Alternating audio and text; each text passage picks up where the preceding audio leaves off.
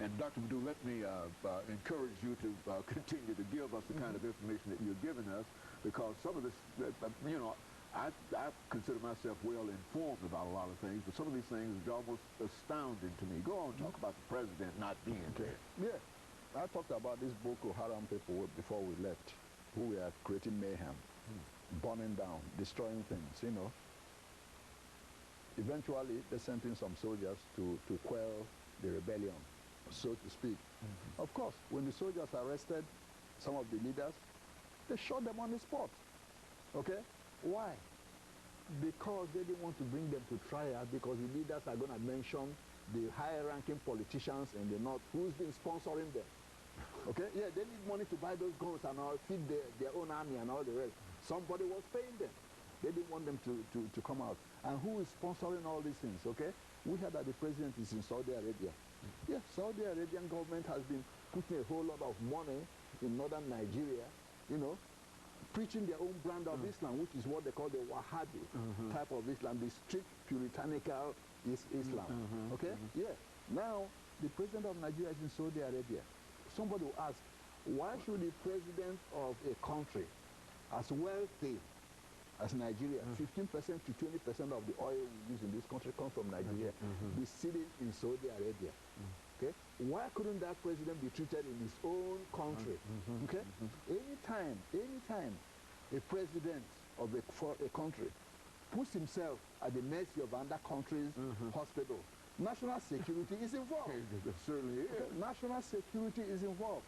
Even Cuba, as poor as they are, Fidel Castro is sitting there in their own hospital in Cuba, okay, being treated. Nigeria could afford to build 20, 30 hospitals better than the one in Cuba to treat our leaders. But every time they get sick, the governors, the president, the head of the country, running down to the United States, to Britain, to West Germany, you name it. Okay? Without understanding the security risk that's involved with the security risk. And moreover, what does he tell you? They don't care about their own people.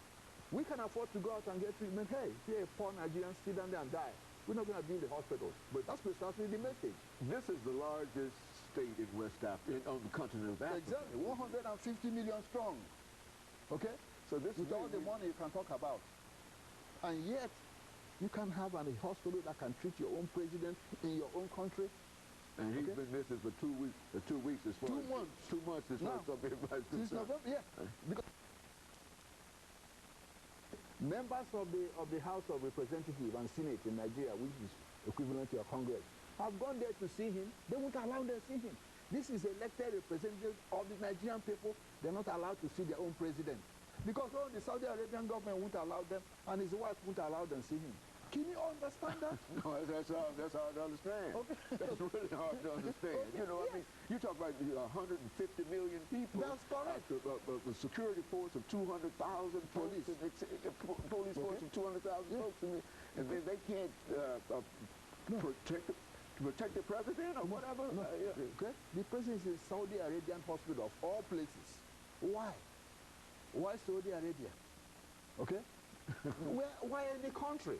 You should be treated in your own country. Right. Your job as president or governor is to provide those things in your own country to take care of yourself and your own people. Before he became president, which you say he was imposed, really not elected, before he was imposed on the people in 2007, he was governor for 8 years in a state called Katsina, and he was sick. Okay, he didn't see it convenient to build a hospital even though he was sick in that state where he was governor. That tells you exactly the mentality of the Nigerian leaders. Okay, he didn't see fit to do that.